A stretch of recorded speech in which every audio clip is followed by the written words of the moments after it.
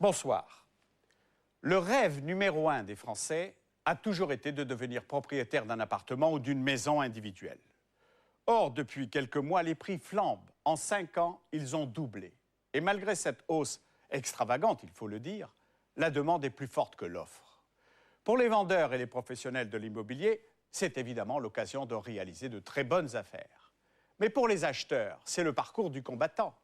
Les candidats sont nombreux et ils doivent se décider au plus vite. C'est pourquoi il faut être prudent, car parfois, il y a des pièges. Il y a en effet dans ce métier de vendeur d'appartements des petits malins qui ont plus d'un tour dans leur sac pour transformer votre rêve en cauchemar. Voilà pourquoi, pour acheter un appartement ancien ou neuf, il faut prendre l'avis d'experts du bâtiment, sinon les mauvaises surprises ne tardent pas à arriver.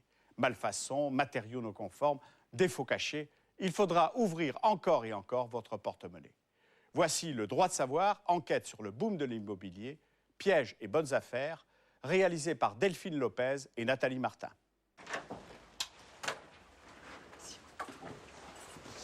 Bon bah voilà, c'est là que je vis, 20 superbes petits mètres carrés. Marilyn, 30 ans, célibataire. Comme la plupart des Français, elle veut devenir propriétaire.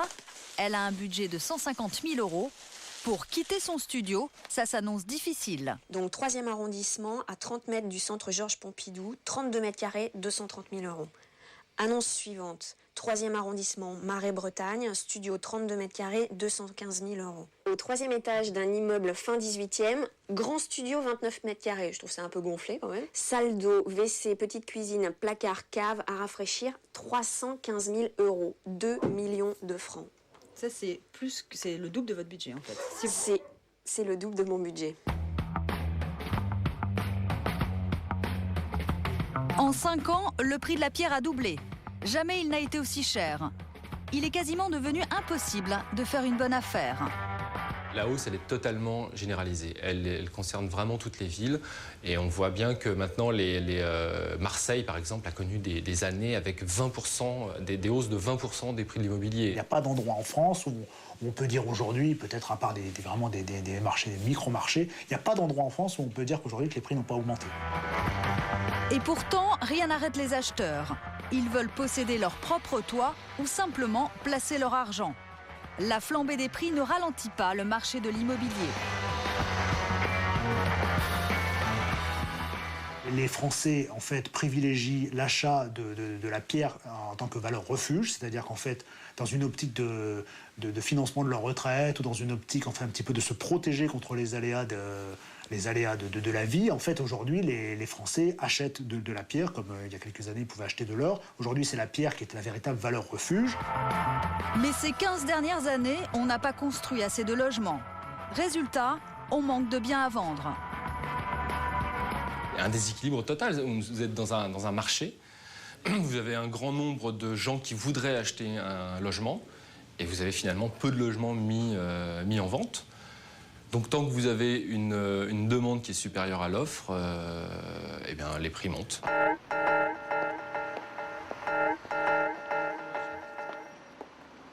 Pour trouver un appartement qui rentre dans son budget, Marilyn a ciblé le nord parisien, là où le prix du mètre carré est censé être abordable.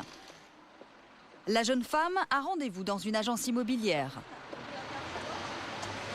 Oui, dans votre budget, là, des biens à vendre. Alors, 150 000 €, donc ça commence Pantin 180, Saint-Ouen 157, on serait proche de mon enveloppe. 18e 180, à vendre, Paris 18e, 75 000 €. Métro Barbès, le quartier on oublie. Pourquoi ? Barbès, c'est Barbès. Mais c'est un quartier relativement mal fréquenté. Donc de base, d'office, c'est éliminatoire. Dans cette agence, on a l'habitude des petits budgets. Je suis mademoiselle Lafont, j'ai rendez-vous pour visiter des appartements. Vous avez rendez-vous avec mon conseiller. Mais pour 150 000 €, l'agent immobilier ne pourra pas faire de miracle. Bonjour. Asseyez-vous, je vous en prie. Il y a quelques années, on pouvait tabler sur entre 45 et 50 mètres carrés pour 150 000 €. Il y a combien de temps à peu près ? Il y a 4 ans. Maintenant, les choses sont différentes. Il y a une augmentation impressionnante depuis 2 ans. Et 150 000 euros aujourd'hui, on est entre 30 et 40 mètres carrés. J'en ai un qui réunit à peu près tous les critères, qui est dans le 17e boulevard Bessières. Je connais pas du tout le 17e. Malgré la hausse des prix, Marilyn n'est pourtant pas prête à renoncer à certains critères. Elle veut une 30aine de mètres carrés, du calme et un balcon. Le calme.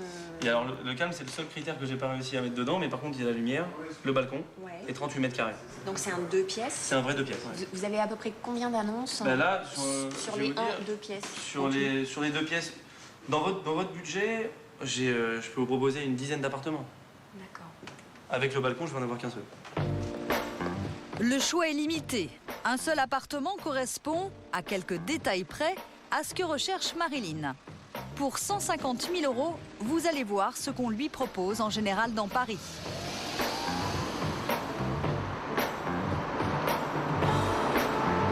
Nous sommes sur les grands boulevards. On est boulevard Bessières, c'est près de la porte de Clichy, sur les boulevards extérieurs. Pour le calme, c'est râpé. C'est ce que je vous ai dit quand on était à l'agence. C'est le critère qu'il n'y a pas pour celui-là. En revanche, on donne dessus, donc vous voyez la vue est complètement dégagée. Plein nord. Oui, mais c'est pas grave ça. Ah, Je veux c'est dire, pas grave, c'est pas grave. L'exposition, c'est très subjectif. Quand on est aussi au 5e étage et que c'est dégagé, ce sera toujours clair. L'appartement est au 5e étage sans ascenseur. Après les charmes du boulevard, Marilyn découvre ceux du bâtiment. C'est du meilleur goût, ce orange des années 70. Le ravalement de la cage d'escalier date de quand? Je sais pas la date exacte, mais ça doit faire au moins une quinzaine d'années. D'accord, donc c'est pour notre C'est à peu pomme. près le rythme, oui. C'est pour notre pomme, enfin c'est pour l'acheteur. Exactement.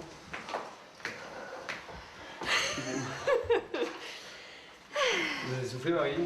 Bah, 5e sans ascenseur, ça conserve. Allez-y. C'est en pleine forme là. Ouais, effectivement, l'état des peintures. Oui, ce que je vous disais à l'avance, il y aura un rafraîchissement à prévoir. Au niveau des coûts, il n'y a pas de travaux lourds. Oui, à part dans la cage d'escalier, visiblement. Oui, ça va être Donc, il y un peu aura un différent. ravalement intérieur. Fuite. Ça, c'est chez le. C'est l'étage du C'est dans les dessus. combles. Il n'y a pas d'étage dessus. Il n'y a pas d'étage au-dessus. On est au dernier. D'accord, donc la toiture aussi. Hop, gros travaux à prévoir. Non, ça, c'est pas forcément de la toiture, mais je pourrais m'enseigner sur ça. Enfin, Parce qu'il y a les combles au-dessus. Rien n'échappe à Marilyn. La cage d'escalier, la fuite au plafond, les peintures à rafraîchir. Et ce n'est pas tout. Ça se passe extérieur. Nous sommes sur le balcon, avec la fameuse vue dégagée, promise sur petite annonce. Marilyn, ça vous plaît? non. Vous avez votre bout de balcon pourtant là. Là, je devrais être heureuse et comblée. J'ai mon bout d'extérieur. J'ai une superbe vue sur la marque de voiture qu'on n'a pas le droit de citer. Elle peut pas aspirer à autre chose qu'avec une vue sur les boulevards. Non, les elle peut grands aspirer à boulevards. autre chose, mais il y aura fatalement un compromis à faire sur le secteur, ou comme on disait, sur l'étage élevé sans ascenseur, ou sur la copro. Il y aura quoi qu'il arrive, quelque chose sur quoi elle devra passer. Mais les acheteurs ne manquent pas. À 155 000 euros pour 38 mètres carrés, l'agent immobilier est sûr de vendre. On est évidemment un petit peu haut en prix, mais c'est comme les 3/4 des appartements qu'on a en ce moment. De toute façon, le marché est haut. Depuis 2 ans, on a eu une hausse importante. Les propriétaires le savent évidemment, en ont conscience, mais ça se vend. Mais pour Marilyn, dont c'est le premier achat, il est hors de question de se porter acquéreur d'un bien dans cet état à ce prix-là. Non seulement on paye relativement cher un bien qui n'est pas particulièrement agréable, hein, et en plus on risque de se mettre au pied un boulet en termes de charges de copropriété. Est-ce que c'est pas les concessions à faire pour rester dans Paris? Eh ben, si accéder à l'immobilier dans Paris, c'est ça, j'en veux pas. Aujourd'hui, pour acheter en Paris, si vous n'avez pas un bien à vendre d'abord, c'est-à-dire si vous n'êtes pas d'abord propriétaire d'un 2 pièces pour acheter un 3 pièces, vous ne pouvez pas acheter votre 3 pièces. Pourquoi? Parce que c'est hors de prix. Vous ne pourrez jamais. Résultat, les meilleurs quartiers du centre-ville sont devenus inaccessibles pour le commun des mortels. Seules les grosses fortunes peuvent emménager ici. Cet agent immobilier détient depuis quelques mois le record du prix de vente au mètre carré. C'était pendant un temps, je ne sais pas si c'est toujours le cas, le record sur la ville de Paris, puisqu'on était à plus de 15 200 € le mètre carré. La transaction concernait un immeuble de la place des Vosges, l'un des plus beaux sites de la capitale, au cœur du Marais. Il s'agit du premier et du deuxième étage de ce bâtiment, vendu au même acheteur pour 5 millions d'euros. Ça a été 2 opérations. Il y a une transaction qui s'est faite environ à 10 000 € le mètre carré pour le deuxième étage. Et pour le premier étage, c'était 15 000 € le mètre carré. Pour des appartements qui font à peu près chacun 200 mètres carrés. C'est qui? Un monsieur français. À ces tarifs-là, on comprend pourquoi les beaux quartiers sont réservés à une élite. Ça fait bien longtemps que les primo-accédants, ceux qui achètent pour la première fois avec un budget limité, ne s'aventurent plus en centre-ville. Aujourd'hui, ce sont des étrangers, des Français expatriés qui travaillent à l'étranger, qui voient les montées des prix dans Paris, qui souhaitent se porter acquéreurs d'un bien, parce qu'aujourd'hui, c'est vrai que des primo-accédants, nous ne les voyons plus. Nous ne voyons ou des gens qui ont une fortune personnelle, ou bien des gens dont les parents aident, si je puis dire, financièrement les enfants. En résumé, Christophe Hamelin voit défiler dans son agence une clientèle huppée et internationale. Aujourd'hui, c'est Tina, californienne et productrice de clips, qui veut s'offrir un pied-à-terre parisien. 357 000 €. Elle est accompagnée d'un ami français venu jouer les interprètes.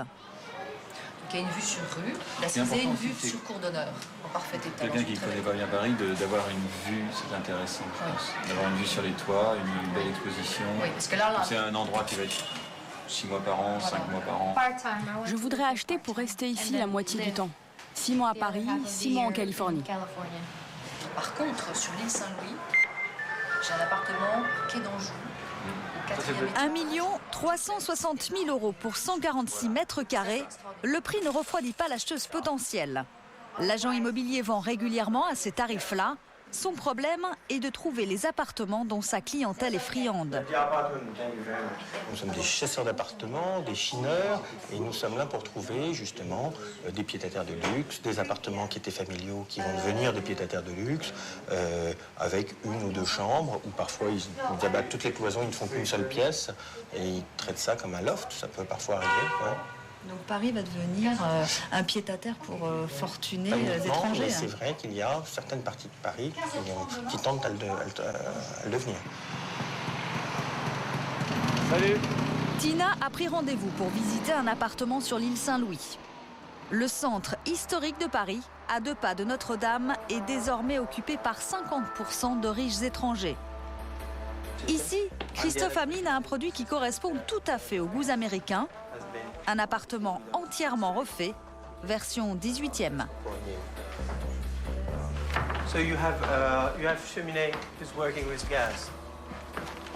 So the master bedroom, the only bedroom, but originally the bathroom was a bedroom, and the real bathroom was in the closet. Ah. And here it was another big room. You seen the bathroom? It's beautiful. Le style est un peu chargé, mais Tina a l'air d'apprécier.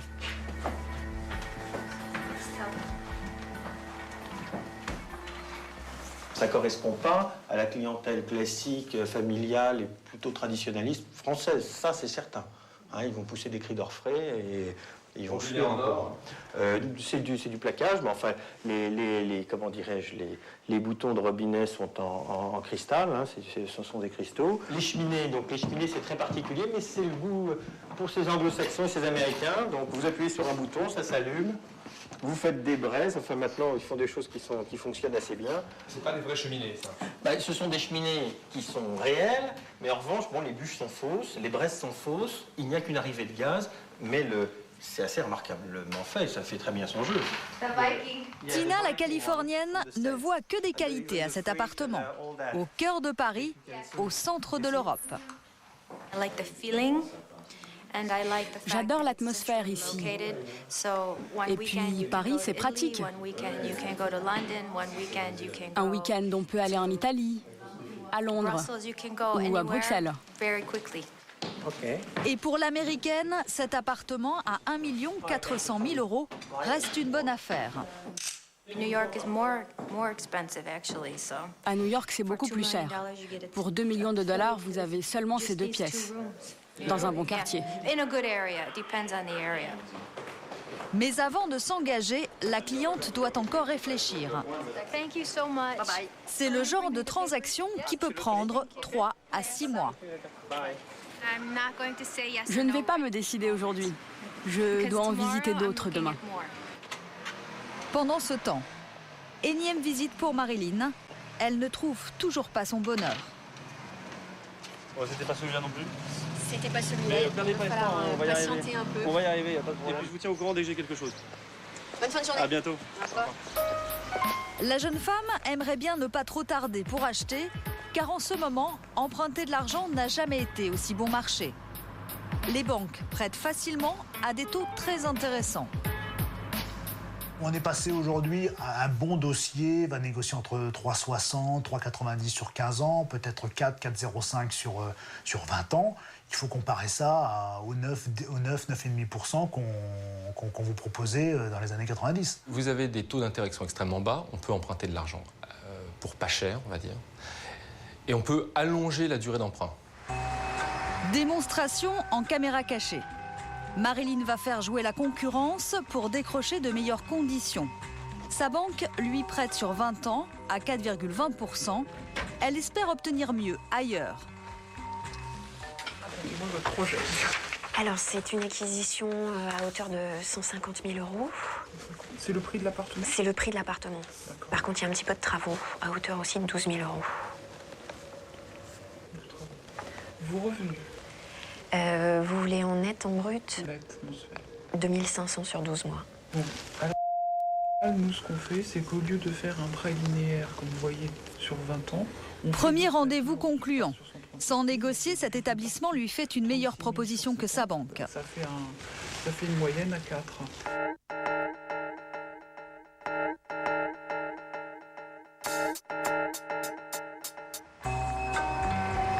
Deuxième rendez-vous, dans une banque concurrente.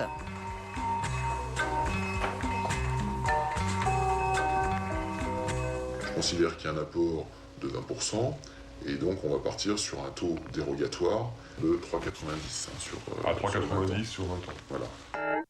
Marilyn fait une économie supplémentaire de 2 711 €. Elle tente un troisième et dernier rendez-vous. Je vais rentrer tout de suite dans le vif du sujet. C'est que 3,90, c'est un très bon taux. C'est même un excellent taux. Il y a une toute petite marge de manœuvre, je peux vous le dire, mais elle est minime. Je veux dire, à la limite, si, pour décrocher le dossier, si je peux faire quelque chose, je vais descendre à 3,85 sur 20 ans. Mais pour gagner encore 249 €, il y a une petite condition. Où est mon intérêt à moi, banquier? C'est effectivement d'obtenir avec vous la relation, je dirais, la relation courante, c'est-à-dire un chéquier, une carte, une domiciliation de salaire. J'imagine qu'aujourd'hui, à la vous n'avez pas qu'un compte. Enfin, j'imagine, je sais pas, vous avez d'autres comptes, un PEL, un PEA, ce genre de choses. Ben voilà. Donc, ce qu'on va faire, c'est qu'on va vous demander de les transférer sur Merci beaucoup, au revoir. L'offre à 3,85% est une très bonne proposition. Merci, au revoir. Les banques font des efforts pour récupérer une cliente de plus.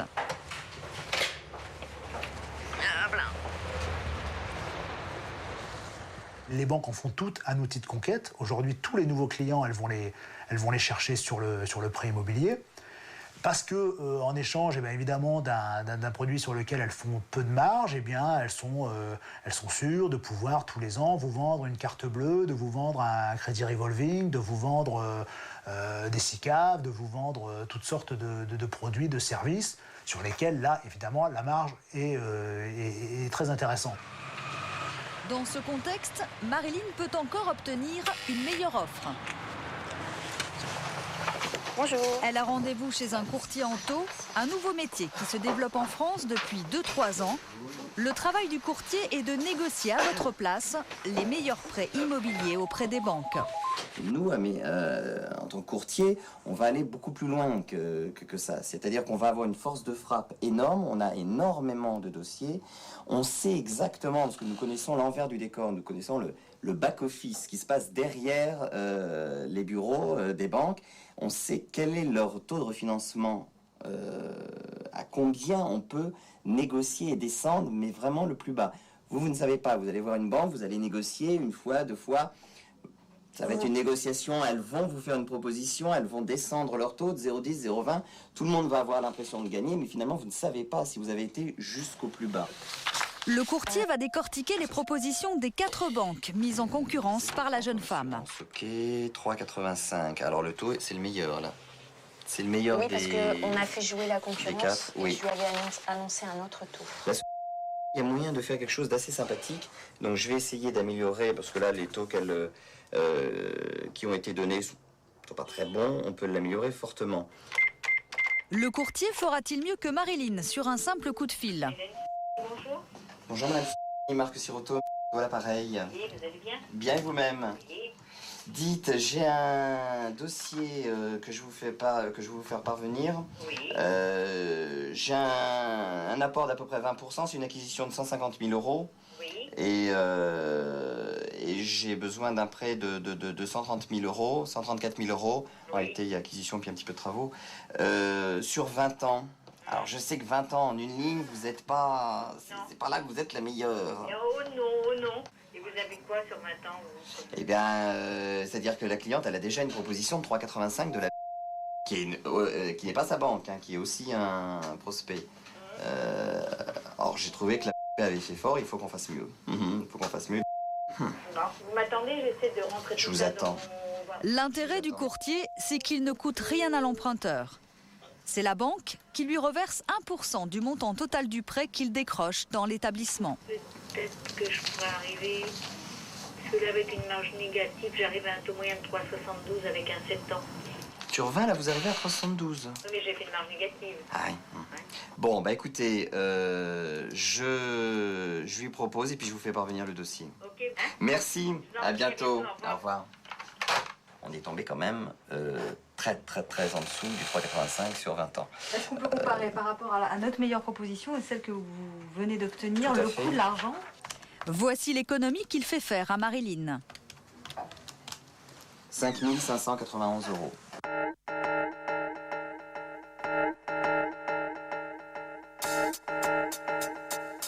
« 5 591 euros, c'est toujours mieux dans votre poche que dans celle d'une banque. » Clairement. Entre sa première proposition et son dernier rendez-vous avec le courtier, Marilyn a fait une économie de 11 170 euros. Le plus dur n'est donc pas d'emprunter, mais de trouver un appartement à prix raisonnable. Pour les acheteurs aux moyens limités, il faut chercher en s'éloignant des centres-villes. En partant de Paris, on a cet effet escargot qui éloigne les gens toujours plus loin du centre-ville. Même les villes où personne, entre parenthèses, ne voulait aller il y a quelques années, comme Saint-Denis, comme Sarcelles, ces villes-là connaissent un boom immobilier absolument incroyable parce que n'importe quelle petite maison située pas trop loin de Paris, aujourd'hui, trouve preneur. Et ce boom en périphérie des grandes agglomérations n'a pas échappé aux professionnels de l'immobilier. Bonjour. Ça va? Olivier de Camus attend ici le client qui ne peut s'offrir un appartement en centre-ville.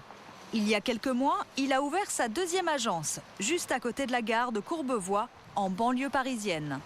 Ici, c'est le moyen de transport utilisé par Monsieur Tout-le-Monde. Donc en fait, quand les gens sortent, ils se dirigent, bien évidemment, la voie la plus empruntée. D'ailleurs, vous voyez d'où viennent les gens. Et vous voyez, d'ici, on voit mon agence. Donc en fait, celui qui sort de la gare, il est obligé de tomber sur moi. L'argument de vente de l'agent immobilier en banlieue est de convaincre les exclus du centre-ville que c'est chez lui qu'ils vont dénicher la bonne affaire. Contre quelques kilomètres de plus à faire tous les matins pour rejoindre leur lieu de travail, il leur promet un cadre de vie agréable et bon marché. C'est-à-dire, ici essentiellement, on a des maisons que vous n'aurez pas à vendre à Paris. Vous voyez, là, à Bécon, j'ai une maison qui fait 135 mètres carrés, avec 4 chambres, un studio indépendant, un jardin qui fait 300 mètres carrés. Vous voyez, on est à 732 000 euros. C'est le prix d'un entre 100 et 120 mètres carrés dans un bon arrondissement de Paris. Voilà, par exemple ici, bel appartement récent, près de la gare. Vous voyez, on est à 320 000 euros. On a un appartement de 72 mètres carrés. Un appartement comme ça dans Paris, ça coûte combien ? Dans du récent, déjà, ça va coûter beaucoup plus cher, hein, puisqu'on va être au moins à 450 000 euros. Pour Olivier de Camus, les affaires marchent bien. Il va bientôt ouvrir une 3e agence pour répondre à la demande. Dans celle qu'il possède à Levallois-Perret, dans l'ouest parisien, il emploie une dizaine de personnes. Là aussi, le secteur est en plein essor. Voilà ce qu'il a vendu le mois dernier. 3, 4, 5, 6, 7, 8, 9, 10, 11, 12, 13, 14, 15, 16, 17, 18, 19, 20, 21, 22, 23, 24, 25, 26, 27. 27 appartements, ça fait une moyenne de... 1 par jour. Les professionnels de l'immobilier n'ont jamais connu une période aussi faste. Un bon produit trouve preneur en quelques jours. Démonstration avec un 3 pièces à 250 000 euros. Olivier de Camus est sûr de son coup. Alors ça, normalement, ça devrait franchement pas excéder une semaine. Compte tenu de la demande qu'on a pour ce type d'appartement, 3 pièces, atypique, en plus dans une gamme de prix 250 000 euros, qui a un peu le budget de Monsieur Tout-le-Monde dans les 3 pièces. Donc ça devrait être assez rapide. Tout commence avec l'annonce diffusée sur Internet. Chaque mot écrit est pesé pour être vendeur. On va jouer sur le caractère atypique du bien, puisque c'est un duplex, donc on va le mettre vraiment en avant. Ici, c'est un 4e sans l'ascenseur, on ne va pas le marquer sur l'annonce, parce que sinon on va restreindre le nombre de clients susceptibles d'être intéressés, d'autant plus que s'il faut, on va le vendre à des gens qui au départ ne voulaient pas grimper au-delà du 3e étage. Mais comme ils vont être séduits par le duplex, la vue, le côté sympa de l'appartement, bon, ben, le 4e étage, il va passer entre guillemets à la trappe.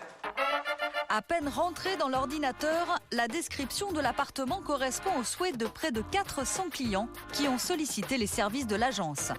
La compétition peut commencer. Voilà, j'ai 397 clients en fichier susceptibles d'être intéressés par cet appartement. Qu'est-ce qui va faire la différence ? Celui notamment qui va aller le plus vite, mais pas toujours le cas, ou celui qui va l'acheter le plus proche du prix, bien évidemment, avec un financement qui va tenir la route. Car à partir de là, c'est un vrai match qui s'engage. Le suspense n'est pas de savoir si l'appartement va être vendu, il concerne l'identité du vainqueur.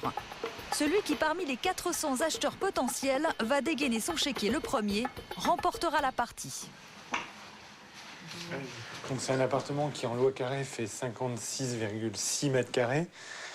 On a d'abord une entrée ici. On ouvre donc sur un séjour qui est exposé sud-ouest et soleil toute l'après-midi. Ici, donc cuisine américaine. Le visiteur est immédiatement séduit. Avec une fenêtre sur l'arrière. C'est le genre d'appartement que vous recherchez ? Oh, il est magnifique celui-là. Magnifique. Qu'est-ce qui vous plaît dans cet appartement ? Je sais pas, aux toilettes. Premier point, enfin, le côté un peu atypique de l'appartement, qui donne un peu l'impression de se retrouver un peu dans une maison, quelque part. Et le deuxième point que j'aime beaucoup, c'est qu'il est dans un état impeccable. Je vous montre. Le jeune homme a parfaitement conscience qu'il joue une partie serrée. Il n'y a pas de place pour la réflexion. Pour décrocher le morceau, il faut se décider immédiatement. Vraiment un bel espace. Les beaux appartements partent en moins d'une semaine, quoi. Il y a pas mal d'annonces où déjà quand vous appelez, l'appart est vendu. À ce point-là ? À ce point-là. Et un truc comme ça, enfin un appartement comme ça, ça part en moins d'une semaine, c'est parti, quoi. Donc en fait, il faut vraiment être sur le qui-vive et ne rien lâcher, quoi. Ne rien lâcher, le langage est celui d'un sportif. Baignoire au choix. Alors l'avantage, c'est quand on Celui-là semble savoir qu'il va perdre le match. pour le bain, tout est blanc, Ça avait été entièrement refait, plomberie, carrelage, électricité, tout est neuf.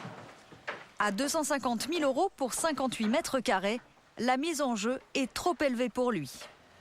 Moi, je suis célibataire, je suis tout seul, donc je suis ric-rac au niveau endettement à 210 000, quoi. Je pourrais pas monter au-dessus. Candidat suivant. Venez rentrer, je vous en prie. L'appartement n'est en vente que depuis 48 heures. Les visites s'enchaînent. Ce couple est déjà venu hier.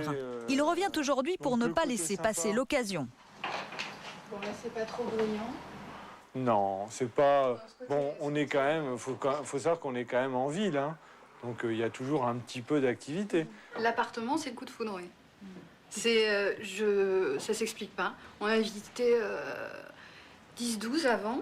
Ça n'a rien à voir avec celui-là. L'appartement a trouvé preneur encore plus vite que prévu. Mais c'est vrai que pour retrouver ce genre d'appartement, je ne sais pas si le propriétaire vous l'avait dit, mais lui, il l'a acheté en 10 minutes. Donc, Et nous, en 2 jours, quand même, c'est rapide. 2 jours, oui, c'est 2 jours, c'est rapide. C'est forcément rapide pour un achat. Si c'était pas aujourd'hui, on l'oubliait, cet appartement. Pourquoi? Parce qu'il est vendu dans la journée, cet appartement. Qu'est-ce qui vous fait dire ça? Parce que ça nous est déjà arrivé. Ça vous est déjà arrivé, c'est-à-dire? Il y avait un appartement, oui, qui nous avait plu, et c'est vrai qu'il faut être réactif dans le lendemain. Je pense qu'il faut tout de suite signer des papiers. Et c'est beaucoup de pression, mais en même temps, comme on en a visité pas mal, on sait à peu près ce qu'on recherche aussi. Un marché où les biens partent en moins d'une semaine fait évidemment le bonheur des vendeurs. Même si le propriétaire qui cède son appartement a du mal à reconnaître devant notre caméra qu'il fait une très bonne affaire. Alors moi, je l'avais acheté moins cher. C'est-à-dire? Moins cher. Il y a 4 ans, c'était quasiment moitié prix, je pense. Voilà, moins 30, moins 40%. Courbevoie et Asnières, c'est vrai que... Du côté des acquéreurs, la flambée du mètre carré laisse peu de marge de manœuvre. Il faut accepter d'acheter au prix fort. Les marges de négociation, au fil du temps, se sont réduites. Aujourd'hui, quand l'appartement est bien, est au prix, bien évidemment, les gens négocient un petit peu, mais moins qu'avant. C'est-à-dire qu'avant, on pouvait avoir, en 97, on négociait souvent 10% en dessous du prix. Aujourd'hui, quand on négocie de 2-3%, c'est déjà le maximum. 1 heure plus tard. Vous allez mettre chacun vos initiales au bas de chaque page. Voilà. Les clients sont déjà en train de signer la promesse de vente. L'agence va toucher 4% de commission sur le montant total de la transaction. Ça fait 4 724 € hors taxe. Les clients, eux, versent un acompte de 12 000 € pour bloquer la vente. Dans 3 mois, ils seront officiellement propriétaires. Passez une bonne soirée. Merci beaucoup. Une vente de plus au crédit de l'agent immobilier. À ce rythme-là, sa préoccupation est surtout de trouver de nouveaux appartements à mettre sur le marché. La tendance, c'est complètement inversée. C'est-à-dire qu'avant, on avait plein d'appartements et on courait après les clients. Maintenant, on a, entre guillemets, plein de clients et on court après les appartements. Au premier plan, un propriétaire qui veut justement céder son appartement, escorté par Olivier de Camus et un de ses employés. Ils espèrent décrocher un mandat de vente exclusif. Pour cela, ils vont accepter toutes les conditions imposées par le vendeur. Ça commence par le prix qu'il demande. Vous en espérez combien? 340 000 €. Bon, nous, on n'a pas encore fait le métré, donc je voudrais savoir exactement combien il mesure avant de parler de prime. D'après le propriétaire, l'appartement mesure 64 mètres carrés. Comme à chaque fois, l'agent immobilier doit vérifier. Et après calcul... J'arrive à un petit chouille au-dessus de 62 mètres carrés en loi carré. Enfin, c'est ce que... Cela fait 2 mètres carrés en moins. Ça n'a l'air de rien. Et pourtant... 2 mètres carrés à Levallois-Perret, ça coûte combien? Les fourchettes de prix aussi entre 4 000 et 5 500 €. Mais encore... Donc 2 mètres carrés, ça fait à peu près 10 000 €, c'est ça? Voilà, ça peut faire 8 000, 10 000 €. C'est pas rien. Ce qui n'est pas rien. C'est-à-dire que vous, quand vous êtes acheteur, bien sûr, vous n'allez pas dire si vous pouvez récupérer 10 000 € lorsque vous allez acheter, bien entendu, vous allez le faire. Et c'est pas parce que les prix au mètre carré seraient à des sommets ou autre, c'est tout simplement parce que quand on est acheteur, on essaie d'acheter au meilleur prix. Quand on est vendeur, on essaie tout simplement de vendre au meilleur prix. Ces considérations n'ébranlent pas le propriétaire. 62 ou 64 mètres carrés, il en veut toujours le même prix, 340 000 € pour un rez-de-chaussée dont il préfère souligner la qualité des rénovations consenties. Il y a des arguments réels. Tout à fait. C'est qu'ici, vous rentrez, si vous voulez faire 0 francs de frais, vous faites 0 francs de frais. Ce que les gens oublient très souvent, c'est qu'ils achètent des fois moins cher et là, ils se lancent dans les travaux et ils ont la joie et le bonheur de découvrir tous les vices des travaux et toutes les mauvaises surprises. Que monsieur veuille essayer à ce prix-là, moi, ça ne me pose pas de problème. Pour moi, c'est vraiment la fourchette haute, mais encore une fois, on peut... qui ne tente rien à rien. Voilà. Voici le mandat de vente qui va nous permettre de commercialiser votre appartement. Pour décrocher l'appartement, l'agent immobilier a accepté de le mettre en vente au-dessus du prix du marché. Du coup, le propriétaire signe le fameux mandat de vente exclusif. Commission comprise, le bien est affiché en vitrine à 353 000 €. Et c'est comme ça que les prix continuent de grimper mois après mois. Les appartements sont rares, leurs propriétaires en veulent toujours plus et trouvent des acheteurs qui acceptent leurs conditions. Dans ce contexte, est-ce le bon moment pour investir dans la pierre ou vaut-il mieux attendre que les prix baissent? La réponse des professionnels est unanime. La personne qui veut acheter a tout intérêt à le faire aujourd'hui, car dans un an, elle risque de payer 10-15% plus cher. Alors effectivement, la hausse va peut-être se ralentir, c'est-à-dire qu'on va passer peut-être de 15% de hausse à 12%, 10%, 5%, ça personne peut le savoir. Mais en tout cas, aujourd'hui, à l'heure d'aujourd'hui, on ne peut pas dire que les prix vont baisser. La hausse n'est pas finie. Personne ne sait quand elle va se terminer. Tout le monde pronostique un atterrissage en douceur. Ça, c'est les professionnels qui disent ça, hein, c'est le grand terme à la mode. Simplement, pour l'instant, on ne le voit pas encore. Donc, au mieux, on dit qu'en 2005, les prix vont freiner leur progression. C'est-à-dire que la hausse va ralentir. Mais ça ne veut pas dire que les prix vont baisser. Tant qu'on a cette demande qui est largement supérieure à l'offre, les prix ne vont pas baisser en tout cas. Il faudrait vraiment que les taux d'intérêt remontent de façon fulgurante, à mon sens, ou qu'il y ait une crise mondiale pour que les prix baissent. Je pense qu'il est encore temps d'acheter, parce que si les marchés sont hauts et qu'ils peuvent éventuellement baisser un petit peu dans les mois à venir, ils ne baisseront pas énormément. Par contre, les taux d'intérêt, tout est réuni pour que ces taux remontent dans les mois à venir. Lorient, un des plus gros ports de pêche français. En plein centre-ville, une pimpante maison jaune à la façade fraîchement repeinte. Bonjour. Philippe et Sonia ont fait le pari d'acheter il y a 2 ans. Lui est kinésithérapeute, elle élève leurs 2 enfants. Comme 82% des Français, ils rêvaient d'être propriétaires de leur toit. Pour se l'offrir, ils ont cassé leur tirelire. 129 000 € pour 150 mètres carrés. Voilà l'annonce à laquelle ils ont répondu.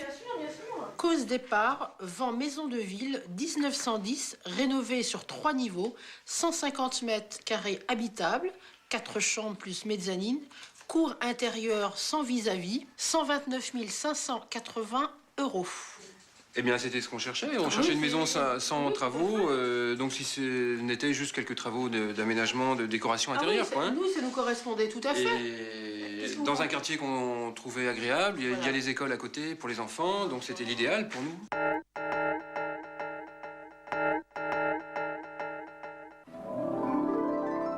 Philippe et Sonia se décident en une seule visite. Ils sont séduits par la décoration, les peintures, les moquettes. Tout a été entièrement refait par l'ancien propriétaire. Donc, vous pouvez voir comme c'était plutôt accueillant. Hein. Ici, les papiers sont en état. Qu'est-ce qui vous a séduit, par exemple, ici? Les couleurs? Bah voilà, oui, les couleurs, les papiers. Les couleurs, même les si papiers, c'est pas forcément, nous, on l'aurait sans doute pas fait comme ça, mais Une petite cheminée, bon, qui peut être aussi utilisable. C'est toujours sympa dans une chambre. c'est fait avec un certain goût. C'est immédiatement le coup de foudre. On est arrivé ici, il y avait un joli feu de cheminée. La maison était meublée. Il y avait des tapis au sol. C'était en plus bien décoré. On a été accueillis par des gens avec des enfants en bas âge. On a su qu'ils étaient en discutant qu'ils étaient militaires. Lui allait devenir gendarme. Donc, dans notre tête, c'était bon, On se posait même pas de questions. On s'est dit, bah tiens. Ça donnait un crédit, en fait. Ah oui, ça donnait un crédit, voilà. Et donc, puis on n'aurait jamais pensé à ça, en fait, quoi. On a eu un thé, vous savez, c'était une bonne ambiance. Mais à peine installé dans la maison, le rêve se transforme en véritable cauchemar. C'est un artisan qui donne l'alerte. On s'est rendu compte que la tapisserie s'enlevait comme un autocollant. Vous voyez, ça part tout seul. Et l'artisan... Le doigt s'enfonce. Et le doigt, regardez, ça s'enfonce, vous voyez? Voilà. Et donc, l'artisan, quand il a vu ça, il a pris le taux d'humidité. Il s'est dit, moi, je suis désolé, je ne travaille pas sur un mur comme ça. Il y a un pourcentage beaucoup trop élevé. Donc, vous pouvez faire tout ce que vous voulez. Ce mur se dégradera toujours. Et dans la maison, c'est partout pareil. Les tapisseries flambant neuves cachent des murs rongés par l'humidité. Il n'y a eu aucun nettoyage des murs. Même chose quand on lève la tête. Quand vous l'avez acheté, est-ce que vous aviez vu ces craquelures? Non, puisque tout était... Il y a un lambris plastique qui était partout. Là, voilà. Un faux plafond lambrissé dissimule le plafond 1910, totalement délabré.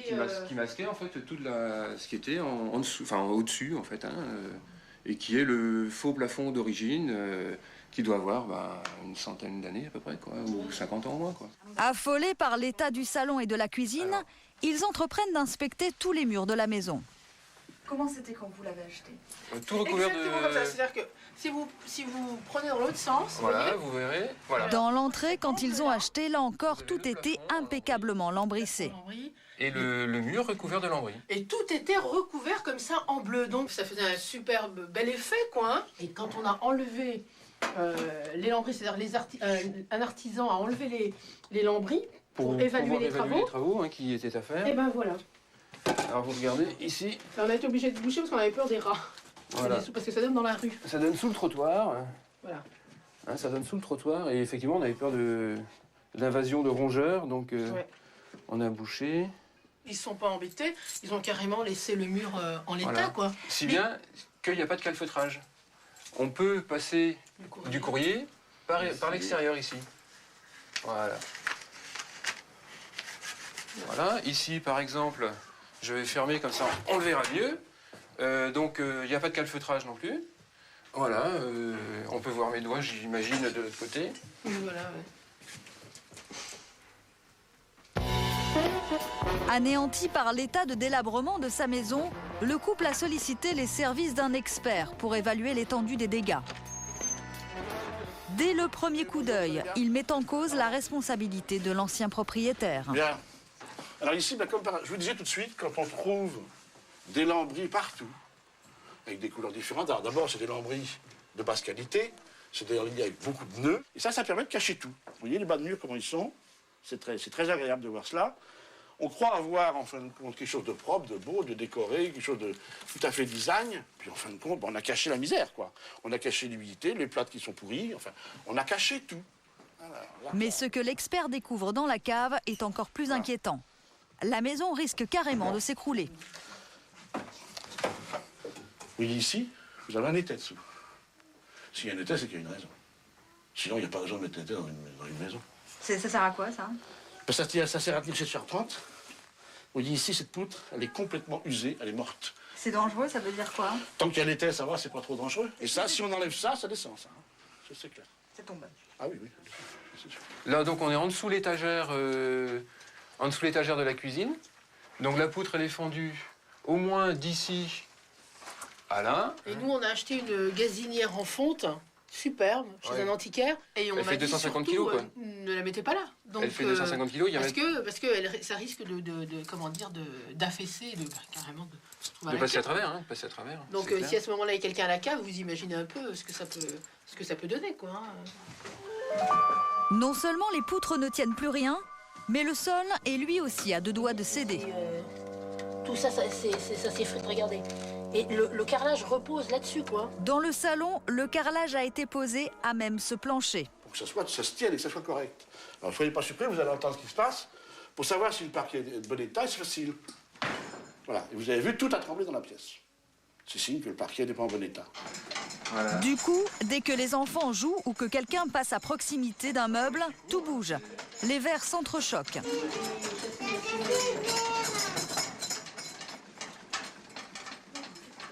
Par contre, tu restes là. Hein. Toi, t'as pas le droit d'aller ailleurs. À l'étage au-dessus, ça continue.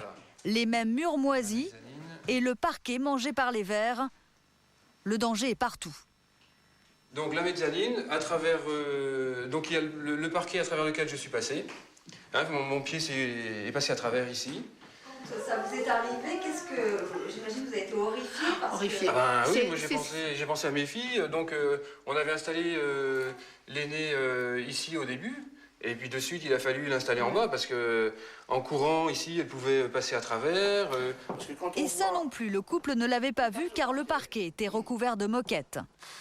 Donc vous conseillez de soulever la moquette aussi Ben, si la moquette vous paraît neuve, méfiance. Si vous la voyez une moquette ancienne, il y a peu de chances d'avoir des problèmes. La salle d'eau. Mais le bouquet, c'est pour la salle de bain. Alors c'est une baignoire, bien sûr, c'est pas cher, hein, donc c'est une sorte de résine. Donc le rebord, ici, se décolle, hein, quand il y a une charge d'eau et de personnes. Donc quand les filles jouent avec les petits jeux de l'eau, donc l'eau coule derrière. Démonstration. Hop, je fais ça, tac, je rince mon carrelage, voilà, je vais couper l'eau. Le résultat, c'est en bas qu'on le juge. Voilà. Je sais pas si vous constatez. L'eau ruisselle sur les murs. On n'ose à peine imaginer ce qui pourrait se passer si elle venait à toucher l'installation électrique. Selon l'expert, le montant des travaux pour réhabiliter l'ensemble de la maison dépasserait les 100 000 €. En d'autres termes, Sonia et Philippe devraient encore débourser autant que ce qu'ils ont versé pour devenir propriétaires.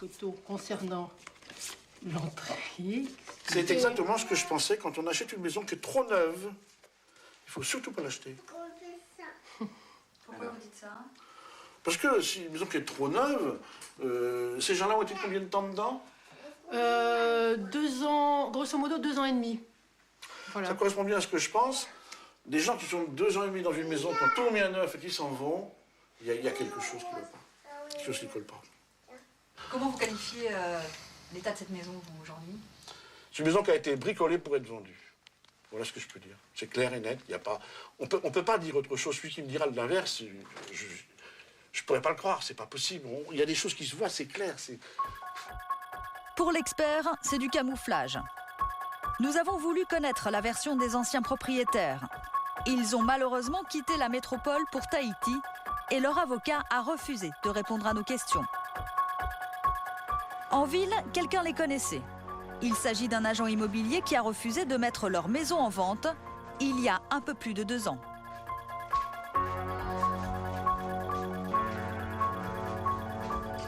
On savait que c'était un jeune couple et que il cherchait à faire des coûts immobiliers, quoi, de se faire de la plus-value sur l'immobilier, puisque parallèlement à la vente de sa maison, ils nous avaient acheté un immeuble délabré à 150 mètres de leur habitation pour refaire exactement la même opération. Qu'est-ce qu'ils vous ont dit? Qu'ils cherchaient à faire une plus-value. Mais ils vous l'ont dit comme ça? On cherche à faire une plus-value? Oui, bien sûr. Oui, quand on nous dit le prix, on leur dit attendez, on ne peut pas la vendre nous à ce prix-là. Si, il faut y arriver parce que nous, on veut faire une plus-value. Voilà. Et les anciens propriétaires en ont réalisé une jolie. La maison délabrée leur avait coûté 46 000 €. Ils l'ont vendue 129 000 à Philippe et Sonia. Depuis 2 ans, le couple et leurs 2 enfants sont obligés de vivre dans un capharnaüm tant que la justice n'a pas tranché. Car Sonia a bien tenté de régler cette affaire à l'amiable, mais les vendeurs n'ont rien voulu entendre. Quand on leur a envoyé le premier courrier, qui nous ont dit « Voyez, maintenant, vous avez acheté la maison, maintenant, c'est votre problème, c'est pas le nôtre. » C'est ce qu'ils vous ont dit? Oui, par courrier. Donc, c'est même pas la peine de moi, maintenant, c'est mon avocat, ça devient une affaire judiciaire. C'est-à-dire que justice doit être faite, quoi. C'est une avocate parisienne qui défend le couple. Un expert judiciaire a été nommé, mais l'affaire est loin d'être réglée. Dans un dossier comme celui-ci, les preuves sont très difficiles à apporter. pour le moment, on est en expertise. Donc on doit s'en remettre à l'expert qui, lui, est un technicien et qui va donner son avis sur le désordre. Est-il un désordre apparent? Pouvait-on s'en rendre compte avant d'acheter ou pas? Et toute la difficulté du dossier, de celui-là comme des autres d'ailleurs, comme je vous l'ai dit précédemment, c'est la preuve. La preuve de quoi? De la mauvaise foi. Et c'est une preuve qui est souvent difficile à démontrer. En clair, dans ce genre d'affaires, même avec un dossier aussi spectaculaire, il n'est pas évident d'obtenir réparation. Philippe et Sonia attendent avec inquiétude la décision du juge. Ils n'en reviennent toujours pas de s'être laissés abuser de la sorte. Bon, bah enfin tout à l'heure. On a un peu honte. On a un peu honte de s'être fait avoir comme ça parce que notre histoire, elle est énorme, quoi. Quand les gens viennent, les très bons amis viennent, ils se disent, mais on n'en croit pas leurs yeux, ou même, il y en a même qui rient, qui se disent, mais c'est pas possible qu'on puisse faire ça, quoi.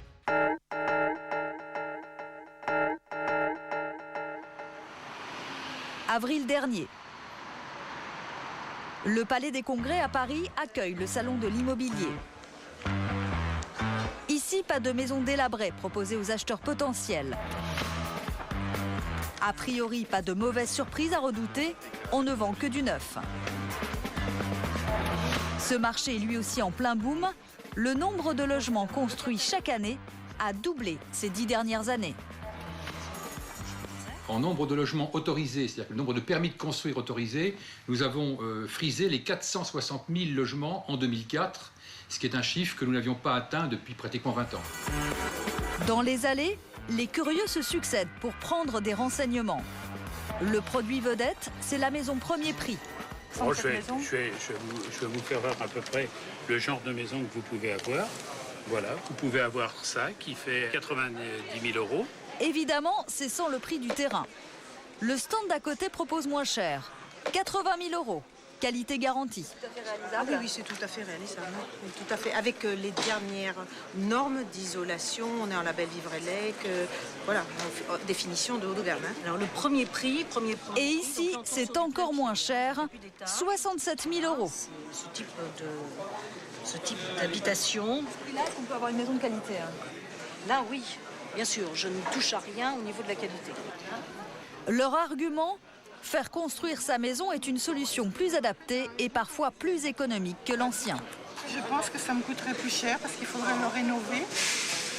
Et on n'a jamais vraiment ce qu'on veut. Aujourd'hui, c'est le meilleur rapport qualité-prix.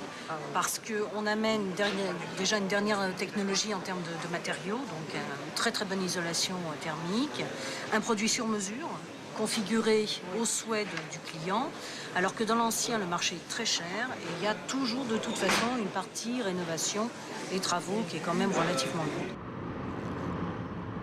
Alors, à quoi ressemblent ces maisons premier prix?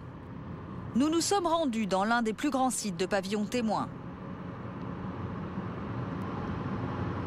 Celui qui nous fait la visite, c'est le patron de plusieurs marques de maisons individuelles.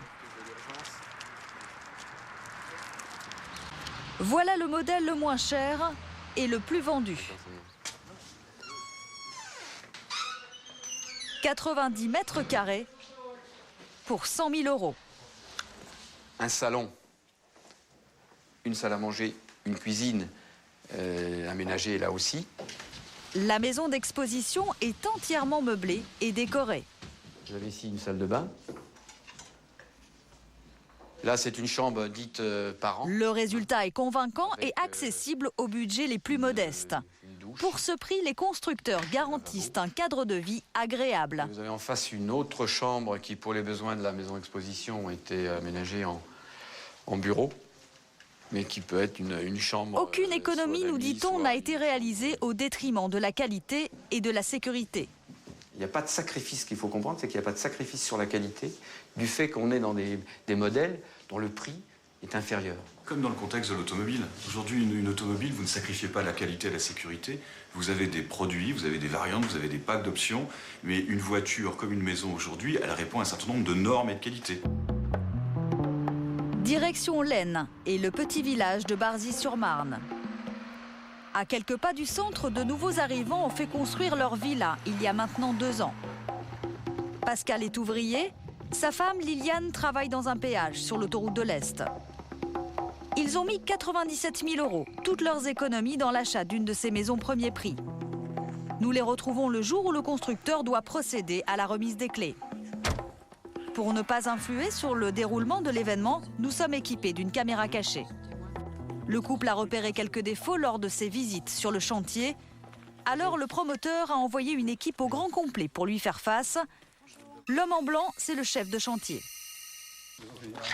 Avec lui, son assistant. Bonjour. Voilà enfin l'expert qui travaille pour le constructeur. Donc là, en fait, on a des plafonds qui s'effondrent sur le coffre. C'est le premier problème, le plafond est mal fixé. Pour arbitrer ce face-à-face entre les propriétaires et le constructeur, nous avons sollicité l'avis d'un expert en bâtiment.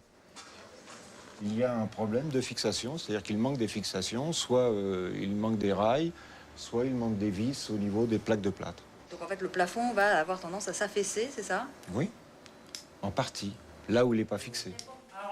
Deuxième problème, les fenêtres ne ferment pas. Il y a quand même un problème. Même ces fenêtres-là, bon, on me dit qu'ils sont aux normes, machin et tout, soit. Bon, d'après Pascal, l'ensemble a été mal installé.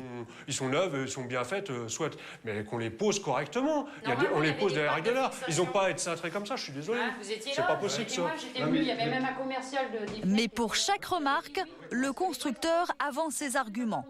Les pas de fixation, il existe que pour les fenêtres de 160 de large. Sur ça, il En bas? Non, mais pas celle-là. Il a réponse à tout. Quand j'étais passé un jour, ils étaient là, et le commercial, il dit oui, effectivement, il aurait dû avoir des pattes de fixation. Alors pourquoi on les a pas mis? Non, mais attendez, quand on est venu, on a vu leur pattes de fixation, on l'a fait venir exprès. On lui a fait voir que le produit qu'il donnait n'allait pas sur notre procédé. Il suffisait de mettre 2 équerres, de partager. Parce que c'est du PVC. Et le PVC, on a essayé de le fixer, on n'a pas pu. Le futur acquéreur, il est quand même hésitant, parce qu'en face de lui, il a tout un tas de gens qui sont là. Vous avez remarqué qu'ils sont tous là pour lui dire qu'il se trompe. Oui, mais là... Il est le seul à dire, mais ça bouge. Là, la fenêtre, elle fonctionne pas. Et puis tous les autres lui disent, mais si, monsieur, ça fonctionne pas. Mais si ça fonctionne pas, c'est parce qu'il y a telle ou telle raison. On lui raconte des arguties. Et comme souvent dans ce genre de situation, le ton finit par monter. Je constate que ça ne va pas. Oui, bon, parce que il y a des gens qui sont pressés. Oui, je suis pressé. Ça fait 5 mois que j'ai du retard. J'ai 5 mois de retard. On va conforter, j'ai déjà fait des maisons qui avaient 4 ans de retard. Genre en ce moment. Oui, bah, c'est Le voisin s'en mêle. C'est l'homme en rouge. Écoutez, là des gens qui sont des ouvriers, qui travaillent toute leur vie, qui mettent 1 million de francs dans une opération comme ça, terrain et maison, qui arrivent au moment où ça fait 2 ans que ça dure, qui se bouffent la santé, elle mange plus. Je l'ai vu plusieurs fois au bord de la dépression. Et vous arrivez là en disant qu'il n'y a pas de problème, et que vous avez commis des constructions qui ont duré 4 ans, et que vous allez payer. C'est lamentable, c'est lamentable. Bah, dis pas que c'est lamentable. Vous envoyez des lettres recommandées à votre direction, personne n'a répondu. Non, c'est ce que j'ai envoyé des lettres recommandées. Personne ne répond, tout le monde se fout de leur pouvoir. Et vous dites des choses comme ça, mais c'est lamentable. C'est lamentable. Ça ne me paraît pas raisonnable de répondre à quelqu'un, bah oui, vous êtes en retard, mais on a eu des cas où il y a eu 4 ans de retard et vous n'avez plus qu'à prendre votre mal en patience. C'est pas une façon de résoudre le problème. La façon de résoudre le problème, c'est de constater s'il y a un problème, oui ou non. S'il y a un problème, on résout ce problème. Mais on ne s'en sort pas par des pirouettes. Du côté des promoteurs et de leurs représentants, on avance que ce genre de problème est très rare. Et que quand il se présente, une solution est immédiatement apportée. Il peut y avoir, compte tenu du volume, des défaillances de ci, de là, mais globalement, l'organisation à travers les conducteurs de travaux qui suivent régulièrement l'état d'avancement des différents chantiers, logiquement, ça ne doit pas se produire. Je ne dis pas que, bien entendu, il peut y avoir quelques exemples malheureux, mais en tout cas, toutes les erreurs sont corrigées, sont rectifiées, et ce qui nous intéresse avant tout, c'est d'avoir un client qui est satisfait, livré dans de bonnes conditions. Il y a certainement les mêmes problèmes qu'ailleurs. Maintenant, on fait en sorte que de rattraper les problèmes au fur et à mesure qu'ils arrivent. Et en imaginant qu'il y en ait après la réception, ce qui arrive de temps en temps, nous avons un service après-vente, nous avons des personnes qui ne font que ça et qui interviennent au fur et à mesure. Globalement, ça se passe bien. Vous dire qu'il n'y a jamais de problème, c'est pas vrai, il y en a. D'autant plus qu'on fait plus de 1000 maisons par an, vous imaginez assez aisément qu'il y en a des problèmes. Des centaines de milliers de maisons construites depuis des dizaines d'années aujourd'hui, eh bien, elles sont sans aucune difficulté. Et bien sûr, celui qui est content ne le dit pas. Hein, celui qui se plaint, évidemment, on le fait savoir, bien entendu, et c'est normal. Mais pour les autres, ce n'est pas le cas. Je crois que toutes les politiques qui ont été menées depuis maintenant une bonne dizaine d'années ont objectivement amélioré la qualité du bâti en France dans le domaine de la maison individuelle. Si l'on en croit les professionnels, ce qui arrive à Liliane et Pascal est donc rare. L'expert mandaté par le constructeur, lui, ne semble pas surpris. Il explique tout ça par un manque réel de main-d'œuvre qualifiée dans le bâtiment. Je vous explique. Et les raisons que je voulais vous dire, c'est que dans le bâtiment, on n'a plus de personnel. Voilà. Oui, ben voilà, vous avez vu le personnel compétent. Voilà. Alors moi, cette maison-là, je vous la fais par un architecte, je vous la fais à 1,8 million. Oui. Non, mais moi, j'ai pas discuté. Un peu plus cher, oui, mais vous allez payer un peu plus cher. J'ai pas discuté le prix, moi. On m'aurait dit, ça coûte... Moi, fallait me dire, on va vous faire une maison bas de gamme. L'argument on paye pas cher, donc oui. on a des choses pas bien. Non. Ah si, il y a un peu de ça quand même. J'ai pas dit ça, c'est-à-dire que tout le monde tire les prix. Mais à ce moment-là, il faut nous dire, la maison, on la vend 100 000 francs de plus, et puis on aura peut-être la chance d'avoir des gens compétents et qu'on aura un produit fini. Alors, est-ce que ce genre de problème est aussi rare que ça? Le nombre de litiges n'est pas comptabilisé par les constructeurs. En revanche, les avocats traitent relativement souvent des dossiers de maison premier prix. C'est en fait des problèmes de main-d'œuvre, des constructeurs peut-être qui multiplient les chantiers, à la demande, on va dire aussi, des clients. Une volonté aussi de terminer vite le chantier, une volonté aussi de tirer sur les prix en mettant peut-être des matériaux de moins bonne qualité ou en essayant de réduire, on va dire, le coût de la construction. Mais avouez quand même que quand vous avez mis toutes vos économies là-dedans, que vous êtes défoncé, vous acceptez pas qu'on vous vende une merde, même si pour vous rassurer, on vous dit bah ailleurs c'est pire, ou ailleurs ça aurait pu être pire, ou on aurait pu même prendre votre argent et pas vous la construire du tout la maison. Mais ça, c'est pas des excuses pour monsieur. Moi, ce que j'espérerais pour pouvoir les rassurer et manger avec eux tranquillement, c'est que vous leur disiez monsieur, madame Fouquet, vous n'avez pas à vous inquiéter, on va pas vous chercher de soucis, on va vous refaire votre maison en bonne et due forme, on va tout vous réparer comme ça doit être fait, et vous aurez une belle baraque, et au contraire, commercialement, on pourra dire voilà ce que ça fait pour défendre sa réputation comme il avait avant. Oui, mais voilà, ça ne va pas se passer comme ça. Du côté du constructeur, on estime que le travail a été fait correctement. Vous pouvez prendre ma lampe, s'il vous plaît. Les acheteurs, eux, chiffrent à 15 000 € le coût des réparations à entreprendre et ne veulent plus s'acquitter du dernier versement pour payer la maison. Du coup, les émissaires du constructeur refusent de leur remettre les clés. C'est tellement un gros bazar que... Mais nous, de toute façon, le système, c'est un peu dur. vous pouvez nous donner les clés quand même. Non, mais le courrier de monsieur n'est que le salarié, c'est pas le patron de la boîte. Donc on a des ordres, on peut téléphoner, mais à mon avis, on aura la réponse, c'est bien. Le constructeur ne peut pas retenir les clés au motif que le client entend exercer cette retenue de garantie. Donc, ça veut dire... Ça veut dire qu'il est obligé de remettre les clés. Et pourtant, les rideaux et les portes se referment. Là, en fait, on ferme tous les stores. Tout à fait. Et on ferme la clé, et en fait, on n'a plus accès à la maison. Pour Pascal, c'est la déception. C'est sûr que c'est dur. Moi, ça me désole de voir ça. Mais bon, j'ai pas le choix, de toute façon, je suis coincé, de toute façon. On est obligé d'attendre que ça soit fait correctement, ou je sais pas, je ne sais rien. Je trouve que c'est lamentable quand même. Il doit quitter sa maison.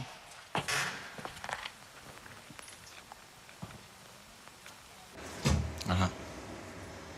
Monsieur le maire, pour envoyer ça... C'est ce qu'il fallait pas faire. Il fallait pas sortir. Il fallait rester dans la maison et le constructeur, à ce moment-là, qu'est-ce qu'aurait fait le constructeur? Bon, le constructeur, soit il se fâche, soit il fait appel à la gendarmerie, auquel cas je lui réponds oui. Même si les gendarmes viennent, je peux rester dans la maison, je suis dans mon droit. Non, c'est pas ça. C'est qu'on est dans une négociation et c'est celui qui fait preuve de ténacité qui emporte le morceau. Et ici, c'est le constructeur qui gagne le bras de fer.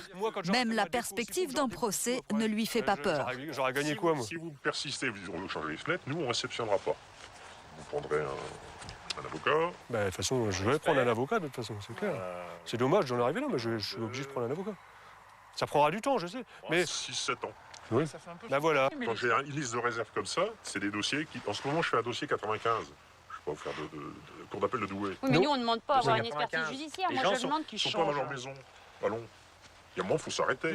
Oui, voilà. Donc, en fait, je suis obligé... Ça ne sert à rien d'aller en judiciaire. Il y a des gens qui veulent aller jusqu'au bout. Le constructeur joue sur différents arguments. Si vous tenez à ce qu'on en discute, vous devez saisir les tribunaux.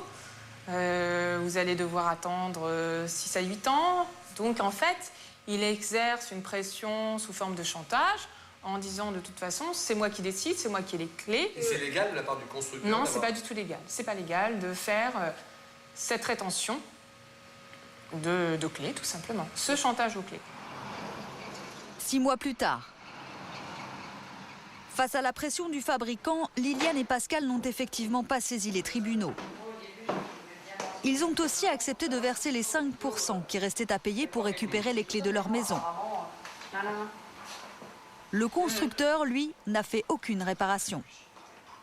Donc moi, maintenant, je suis obligé, au fur et à mesure que je refais mes pièces, je redécoupe toute la largeur de placo, je refixe mes fenêtres correctement dans les règles de l'art, avec des pattes métalliques. J'essaye de rattraper ce qui a été mal fait. Mais ça veut dire qu'il faut faire la peinture, qu'il faut scier... Ah bien sûr, il faut scier, il faut refaire de l'enduit, enfin tout. C'est un boulot, je ne devrais pas avoir à faire ça. C'est pas une vieille maison que je rachète, que je suis en train de rénover, c'est une maison neuve, ça. La mésaventure de Pascal et Liliane n'est pas un cas particulier. Il y a des centaines de litiges de ce genre qui peuvent durer plusieurs années. Monsieur Garnier a choisi la tactique inverse en ne cédant pas aux diktats des constructeurs et en les poursuivant devant les tribunaux. Ça fait 6 ans qu'il occupe sa maison premier prix à Quincy-Voisin, au nord-est de Paris. A priori, une bonne affaire à 46 000 €, mais il a très vite dû déchanter. Donc, voilà, on est dans une maison. Alors, tout a commencé pour moi, j'étais tout content, on devait la réceptionner en 99. Et je m'aperçois qu'ici, à cet emplacement, il y avait une grosse tache humide. Donc là, il faut savoir, il y a une cloison. Et en fait, c'était sur le parpaing. Là, on était un petit peu inquiets, on cherchait d'où ça venait. On nous dit au téléphone, aucun problème, les maisons sont humides lors de la construction, aucun risque. Je discute un petit peu avec mon voisin qui m'interpelle. Et là, surprise, il me dit que sa gouttière est incrustée dans mon mur. Et en fait, c'était les eaux pluviales qui se déversaient complètement dans la cuisine. Voilà. Alors, les photos l'attestent, la gouttière du voisin se termine bien dans le mur de la cuisine. Mais ce n'est pas tout. La liste est longue. Vous voyez, on est en 2005, donc depuis 1999. Moi, je suis toujours en travaux parce que certaines prestations n'ont pas été effectuées. Il faut savoir que là, par exemple, vous avez l'entrée du vide sanitaire. Donc, en l'occurrence, ils m'ont laissé un trou complètement béant, donc qui n'est pas refermé, à l'air libre. Et ils ont eu l'intelligence de le commencer en plein milieu de l'entrée. C'est-à-dire que lorsque mes enfants rentrent ou sortent, s'ils vont un peu trop vite, ici, en fait, c'est le vide. Ajoutez à ça que la maison a été construite presque 1 mètre plus haut que prévu. Dans la théorie, le niveau du sol aurait dû être approximativement ici. Voilà. Là, on s'aperçoit que le niveau du sol est là pour l'instant. En fait, c'est pas une fenêtre, on pourrait croire que c'est une fenêtre ici. C'est une porte-fenêtre en fait, c'est une porte-fenêtre, donc effectivement, vu comme ça, oui, c'est une fenêtre maintenant. Ce n'est plus une porte-fenêtre parce que si vous cherchez à descendre là et que vous êtes un petit peu mal réveillé le matin, je crois que la chute est quand même rude. Ça glisse, vous tombez, on s'aperçoit que c'est mis avec des planches en bois complètement pourries là.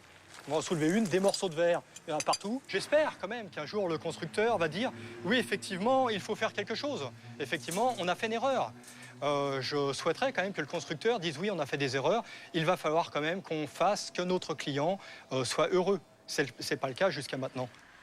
Résultat, la maison est devenue un vrai gouffre financier pour son propriétaire. 50 000 € de travaux pour la rendre habitable. Depuis qu'il est chez lui, il a payé sa maison 2 fois le prix promis sur catalogue. Quant à Pascal et Liliane, ils se sont encore endettés pour trouver les 15 000 € destinés à financer les réparations. Ils ont même dû vendre leur voiture. Financièrement, de toute façon, c'est se priver de vacances maintenant, c'est tout ça, alors que parce que l'argent va être destiné à combler le trou dans le budget qu'on a, là, à cause de ces gens-là. Mais ils s'en foutent totalement, ces gens-là, de toute façon. Eux, ce qui compte, c'est de faire la maison, de toucher leur chèque, et puis voilà. C'est difficile, il n'y a pas de nom, c'est véritablement un cauchemar. Faut se priver vraiment de tout. faut avoir un moral d'enfer, des aides financières de la famille en or qui peuvent vous aider, beaucoup d'idées, se surendetter, donc reprendre des prêts à nouveau et toujours, vivre vraiment dans comme des clochards qui ont finalement une maison et un toit sur la tête, quoi. Aujourd'hui, 45% des Français ne sont toujours pas propriétaires et rêvent de le devenir. 210 000 maisons sont fabriquées chaque année. Tous les spécialistes de l'immobilier conseillent aux futurs acquéreurs de surveiller de très près les travaux de construction. Comme vous avez pu le constater, la flambée des prix de l'immobilier ne dissuade pas les candidats. Il faut dire que les loyers sont eux aussi chauffés à blanc, en particulier dans les grandes villes. Ceux qui achètent préfèrent rembourser un emprunt plutôt que de louer. Alors, dans tous les cas de figure, il faut être prudent si l'on ne veut pas brûler ses économies. Ce droit de savoir est terminé. Merci de l'avoir regardé. À bientôt. Bonsoir.